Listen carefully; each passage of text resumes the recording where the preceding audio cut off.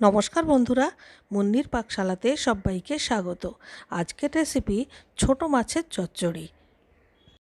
মৌরলা মাছ, Amadi মাছ, কাঁচকি মাছ কিংবা ছোট ছোট ট্যাংরা মাছ, যে কোনো মাছ দিয়েই কিন্তু এই চচ্চড়িটা বানানো যেতে পারে। আর এর সঙ্গে লাগবে পেঁয়াজকালি বা পেঁয়াজ পাতা। আজকাল পেঁয়াজকালি পেঁয়াজ পাতা কিন্তু মোটামুটি সারা বছরই পাওয়া যায়। পেঁয়াজকালি না পেলেও পেঁয়াজ পাতা তো সারা বছর পাওয়াই যায়। তো এইগুলো দিয়ে ছোট মাছের চচ্চড়ি খেতে কিন্তু অসাধারণ লাগে। তো আজকে আমি রান্না করব কাচকি মাছ দিয়ে। আসুন তাহলে ভিডিওটা দেখে নেওয়া যাক। এখানে 500 গ্রাম মতো কাচকি মাছ রয়েছে, আর মাছগুলোকে ভালো করে ধুয়ে নুন হলুদ মেখে নিচ্ছি। আর কাচকি মাছ কিন্তু কাটবার দরকার হয় না, শুধু একটা একটা করে বেছে নিতে হয়। আর মাছগুলো কিন্তু একদম ফ্রেশ, দেখুন। তো এগুলো রেডি করা হয়ে গেল। এরপরে একটা বড় সাইজের আলু আর একটা বড় সাইজের পেঁয়াজ কুচি করে রেখেছি এখানে। এছাড়া এক আটি পেঁয়াজকালি বা পেঁয়াজ পাতা, যেটা আপনারা পাবেন সেটাই এরকম করে কুচি কুচি করে কেটে নেবেন। এরপর 8-10 কোয়া রসুন থেতো করে নিয়েছি, একটা বড় সাইজের টমেটো কুচি আর 8-10টা কাঁচা লঙ্কা চেরা।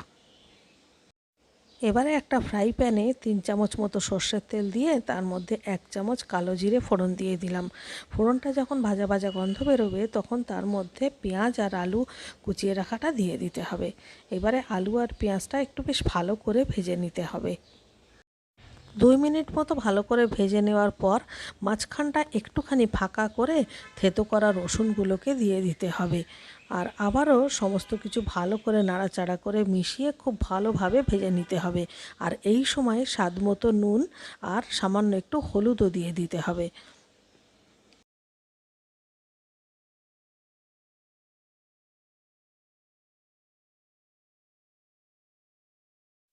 আলু যখন মোটামুটি আধ সেদ্ধ মতো হয়ে যাবে তখন এর মধ্যে কেটে রাখা পেঁয়াজকালিগুলোকে দিয়ে দিতে হবে।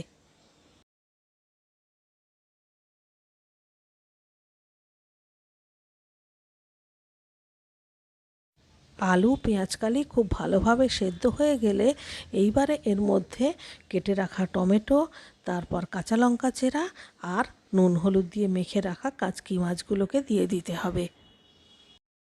সমস্ত কিছু খুব ভালো করে নাড়াচাড়া করে মিশিয়ে দিতে হবে।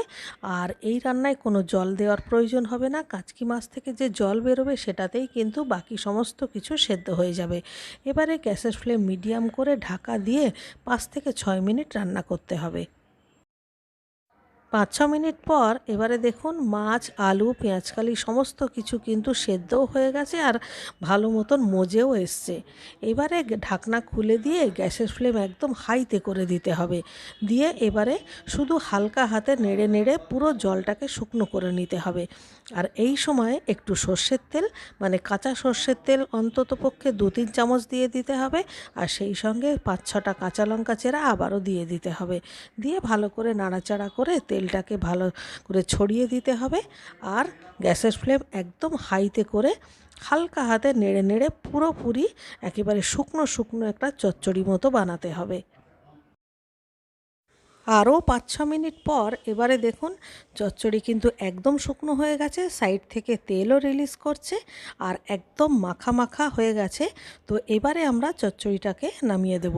আর এই চচ্চড়িতে যেহেতু পেঁয়াজকালি দেওয়া আছে তাই আমি কিন্তু কোনো রকম ধনেপাতা দেব না।